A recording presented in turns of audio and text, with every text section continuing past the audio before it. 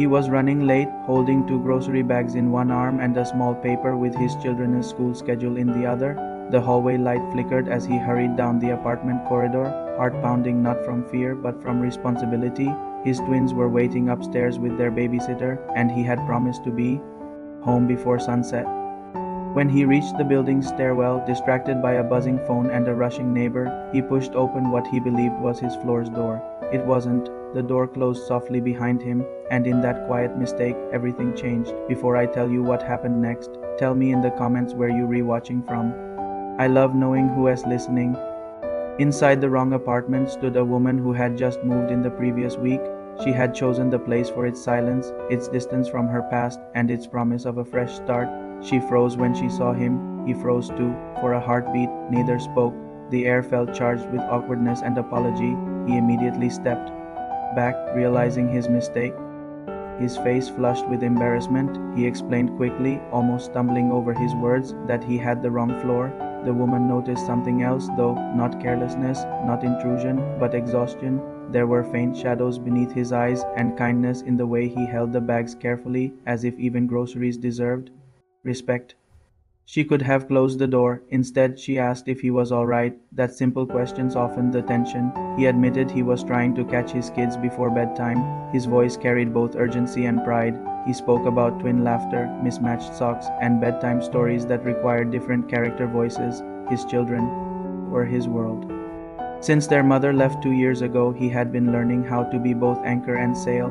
The woman listened longer than she expected to. She had spent years building a career, focusing on achievements and independence. Success had filled her calendar but emptied her evenings.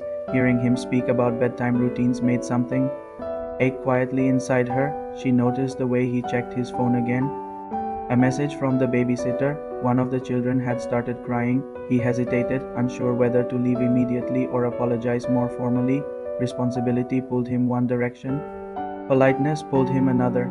The woman surprised herself by stepping aside. She told him to go, but as he turned to leave, he realized he had dropped one of the grocery bags near her doorway.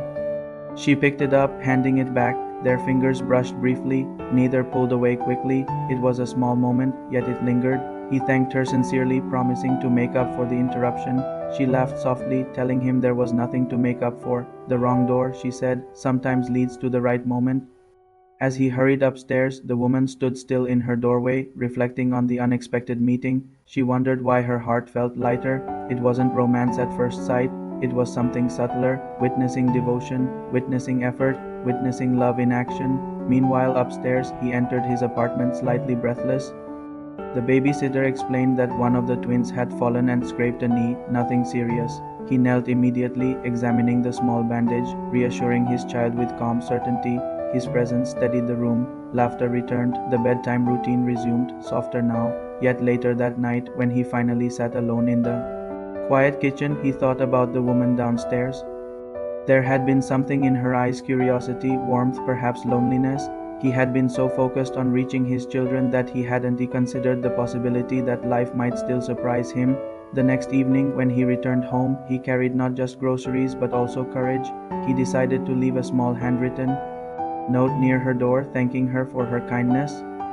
It was simple and sincere. He did not expect a response, but she read it, and instead of retreating into isolation, she knocked on his door the following weekend, not with grand intentions, just with a question about the neighborhood and a suggestion for coffee in the building's common area.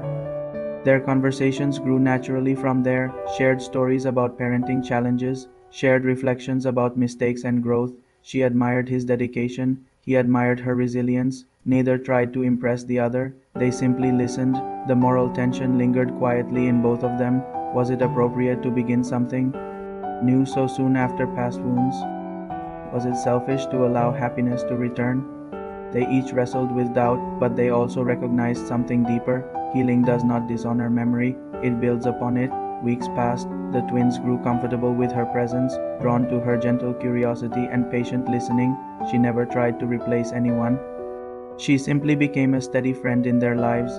One evening, as the sun filtered softly through the windows, the twins invited her to join their bedtime story. The father watched from the doorway, realizing that his wrong turn had not led to embarrassment after all. It had led to connection. Love did not arrive with fireworks. It arrived with patience, it arrived through a door that wasn't meant for him. And in choosing to stay open instead of defensive, they discovered something neither had planned but both needed. He was not just trying to catch his kids that day, he was trying to catch balance, hope, and a future he had nearly convinced himself was gone.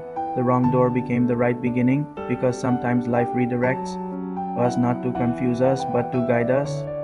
Every mistake can become a doorway to something meaningful if we are brave enough to step through it, and in the quiet spaces between wrong turns and right chances, new stories begin. Thank you for watching this journey unfold. If this story touched your heart, share your thoughts below, subscribe for more emotional storytelling, and join our community for the next inspiring chapter.